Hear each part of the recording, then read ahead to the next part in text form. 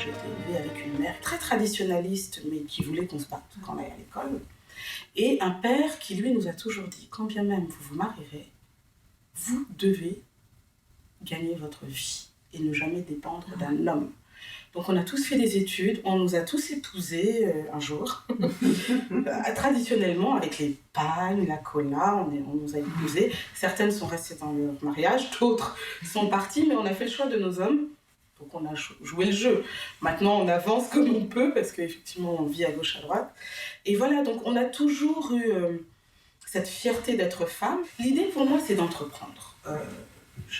J'ai fait des études en Occident, notamment en France. Je pense qu'une femme a toujours le moyen de créer quelque chose qui va lui apporter une valeur ajoutée. Et c'est pour ça que je pense au microcrédit. Très sincèrement, j'ai une tante qui m'a appelé récemment, qui m'a dit « Écoute, j'ai besoin de 30 € parce que j'achète des fagots. Et des fagots, je vais en vendre. Et les gens ont besoin de faire du bois. Moi, je sais, derrière la maison, il y a une forêt, derrière la maison familiale. J'ai mes petits jeunes qui vont couper du bois. Et bien, ma tante, elle vit très bien aujourd'hui parce qu'elle a décidé d'entreprendre. » On n'est pas obligé d'avoir des idées miraculeuses. On ne va pas changer la donne. Mais on peut toujours, je pense, améliorer sa vie lorsqu'on décide d'entreprendre. Donc, j'ai tendance à pousser les femmes à arrêter de penser que le prince charmant va arriver. Ça, c'était dans les livres. En tout cas, s'il y en a eu dans les générations précédentes, la nouvelle génération d'hommes que je connais ne sont pas très généreux. Donc, je pense qu'il faut arrêter de compter sur les autres. Mesdames, mes sœurs, réveillez-vous. Réveillez-vous. Il faut arrêter de régresser. Moi, je suis issue d'un pays musulman. Au Sénégal, il y a plus de 95% de musulmans, mais on n'a jamais porté le voile. Je ne comprends pas pourquoi. Aujourd'hui, je vois des Sénégalaises voilées en tête.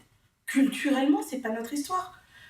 Et jamais l'islam a dit qu'il fallait se voiler intégralement.